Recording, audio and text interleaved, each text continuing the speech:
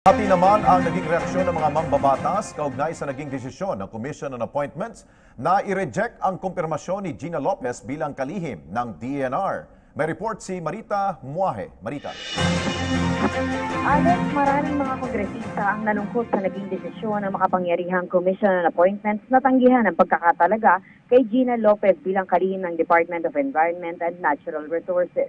Ayon kina Anak Pawis Representative Ariel Casilaw at Akbayan Representative Tom Villarin, isang napakalungkot na pangyayari ito lalo na para sa mga environmentalists na nakakita ng pag-asa kay Lopez na puprotekta sa ating kalikasan. Maging si Congressman Anthony Bravo ay nalungkot dahil nakita niya umano kay Lopez ang passion nito sa kanyang ginagawa. Subalit sa kabila nito, naniniwala siya na masusing pinag-aralan ito ng mga miyembro ng CA bago sila nagpalabas ng desisyon.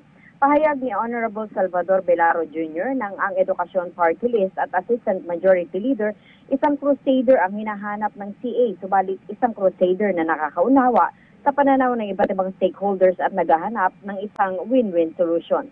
Para naman kay Deputy Minority Leader Harry Roque, nawalan tayo ng isang masidhing tagapagtanggol ng ating kalikasan at umaasa siya na magpapatuloy pa rin si Lopez sa kanyang adikain.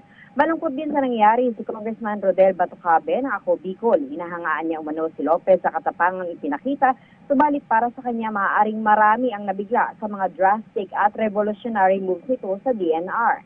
Samantala, bago pa man nailabas ang desisyon, nagpahayag na ng suporta si Senior Deputy Minority Leader Congressman Lito Atienza. Ayon sa kanya, bilang dating DNR Secretary, sinubukan niya noon na ihinto ang mining. Subalit nakita niya ang kahalagahan nito sa ekonomiya. Kinakailangan lamang daw na maipatupad ng mahigpit ang batas ukol dito na siyang isinusulong ni Lopez. Ayon sa ilang kongresista, ang susunod na Secretary ng DNR ay kinakailangang mag-create ng balanse. Dahil kung maraming minahan ang ipapahinto, marami rin naman ang mga kababayan nating mawawalan ng hanap buhay. Yan na muna ang latest mula dito sa Kongreso para sa PTV News, Marita Muahe. Maraming salamat sa iyo, Marita Muahe.